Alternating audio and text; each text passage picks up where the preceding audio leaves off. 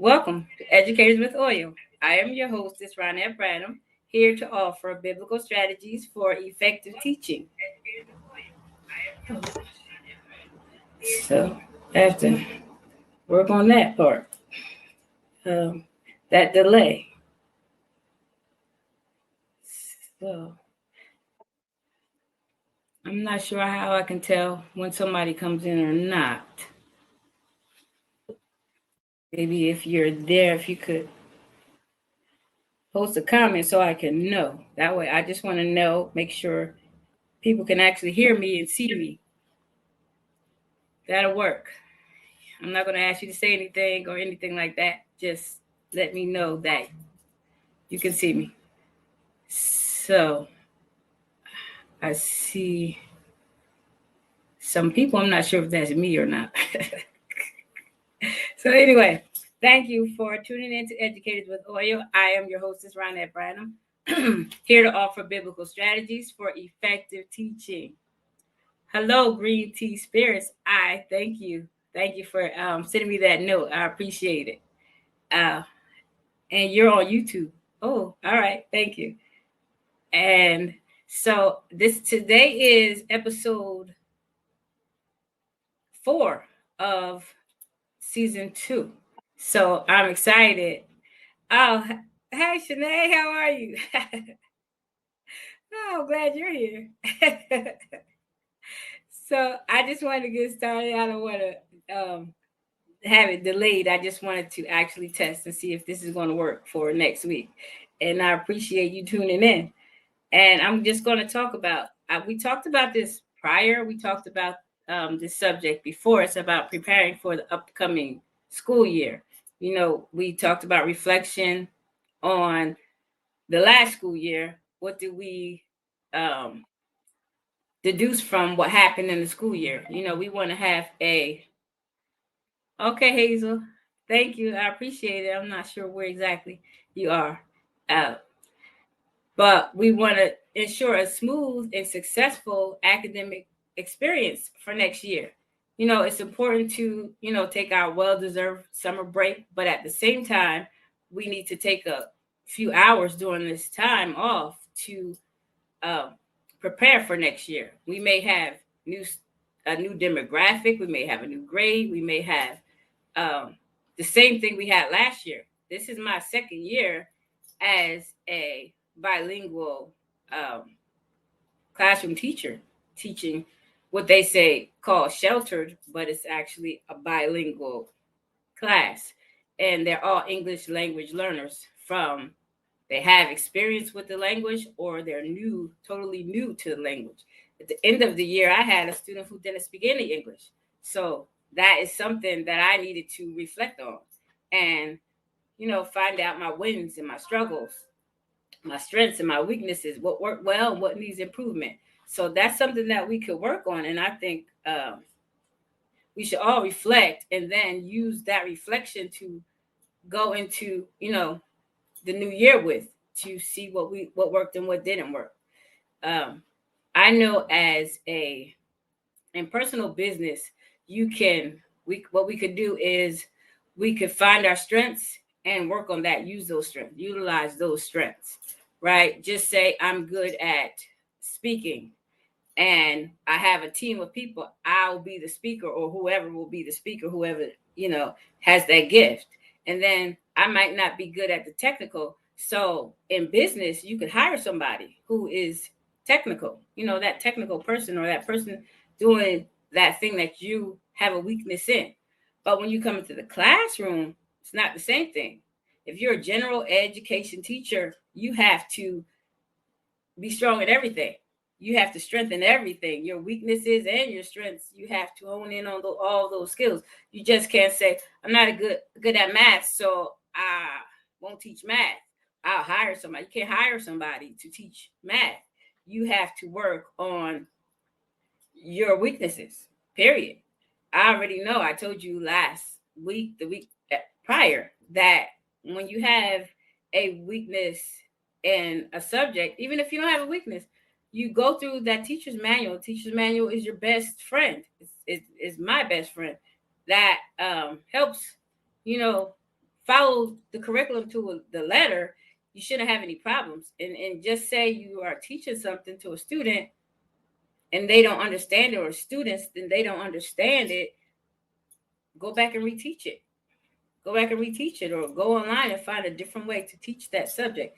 That is something that, you know, we could do. It's not even something that's hard. So during the summer, we could just think about, read up on strategies, practice.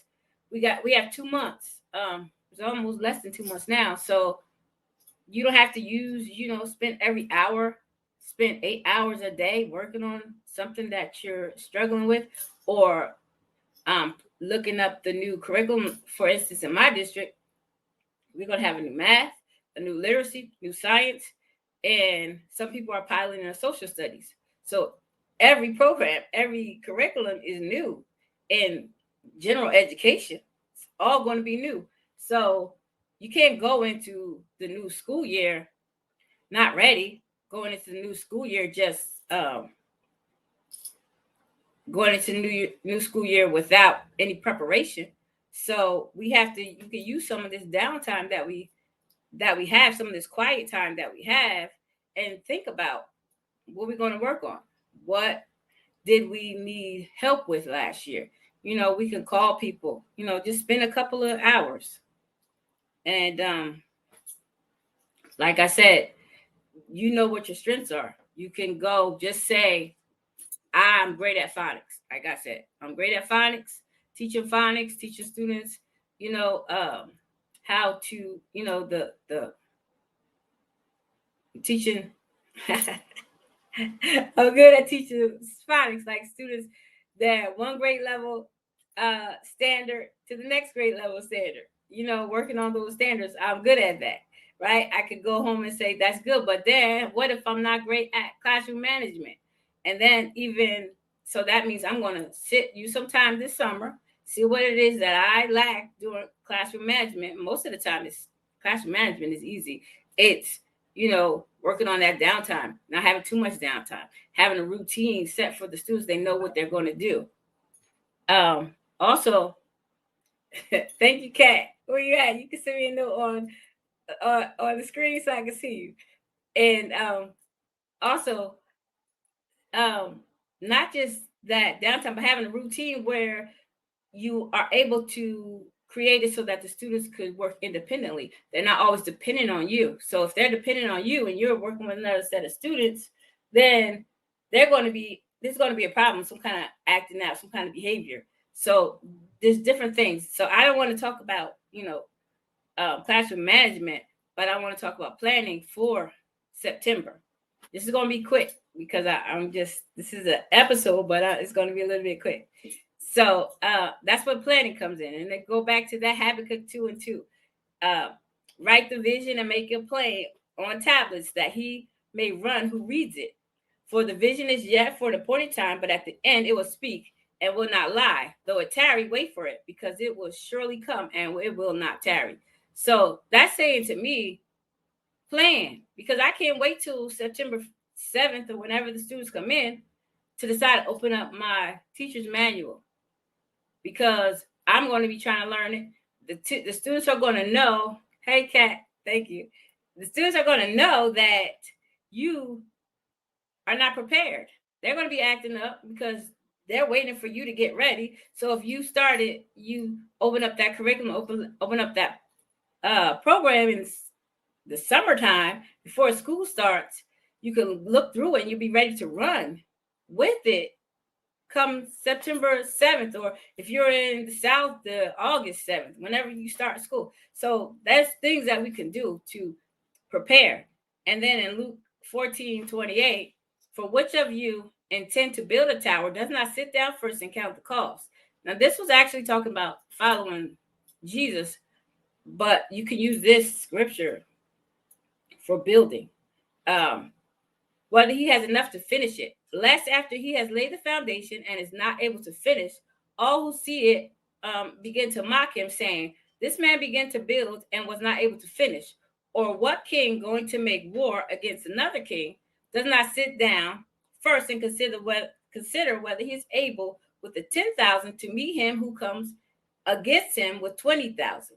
Or else, while the other is still a great far off, he sends a delegation and asks conditions of peace. That's what I thought about when I read that. Like, you're planning. They have 10,000 students in the classroom, and you have 1,000 things in your head.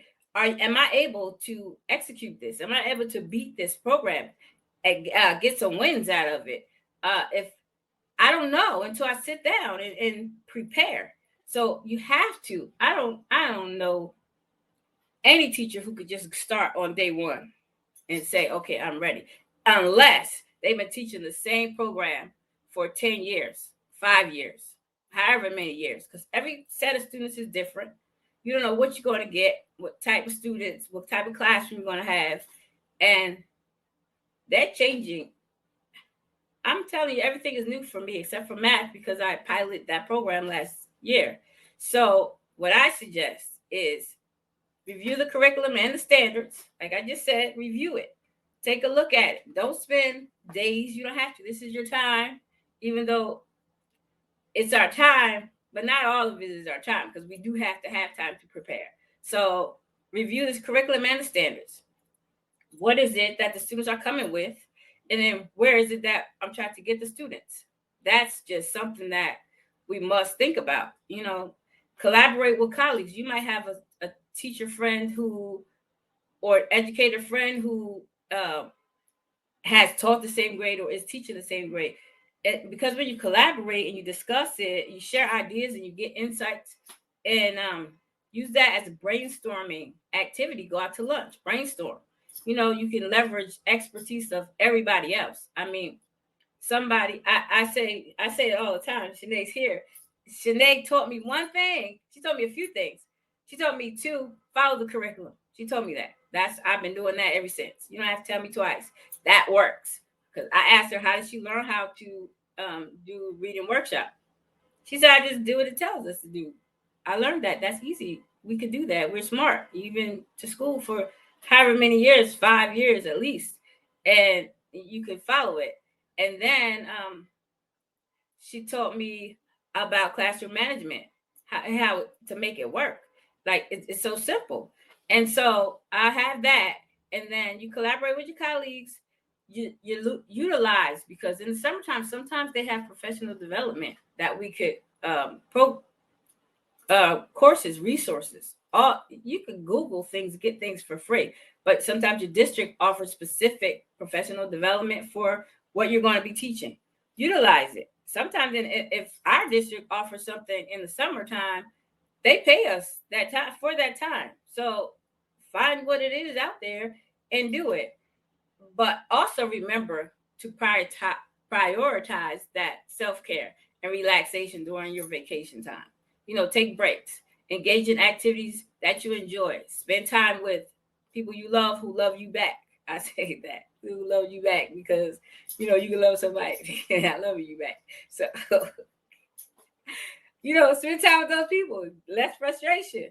You're enjoying each other's company. Do that so you can be recharged, ready for school.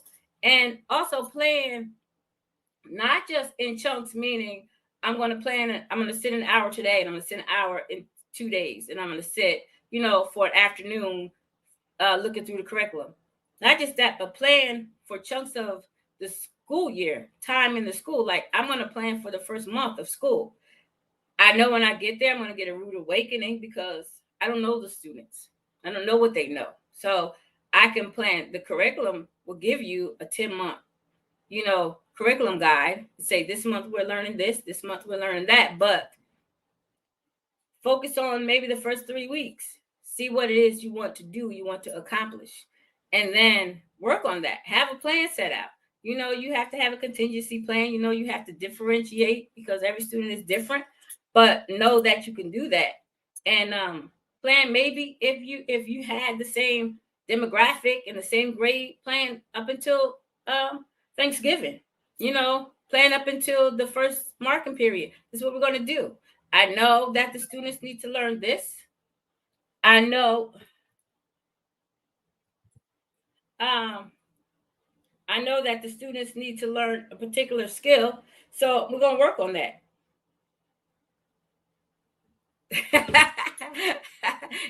Okay, all right, I got you. No, I can people sending me notes that I like that. So yeah. So just know you can plan for your students for a chunk of time, not just a chunk at a time, but a chunk of time. You're gonna get new students, you're gonna have to differentiate. Also, make use of the technology. We have technology tools for everything and applications for everything. You could lesson plans. There are lesson planners online. Use it. You could use the online curriculum programs. Go on there instead of having to look through the textbook, the teacher's manual, the paper book. You can go and look through it, you know, online. But again, remember to strike a balance between your planning responsibilities and taking time to relax and recharge during your vacation.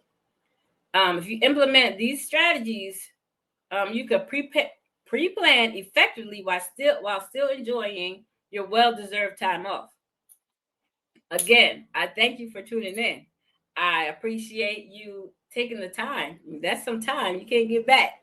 So I appreciate it. Remember, this is Educators with Oil. Remember to take your oil with you wherever you go. And also, before I forget, on next Wednesday, July 19th, I'll be live at 9 a.m. I have a special guest, Michelle Keynes, and she's going to be talking about mindfulness, how for us to be mindfulness, self-aware, and how to self-regulate, and then how to teach it to our students, how to teach our students mindfulness.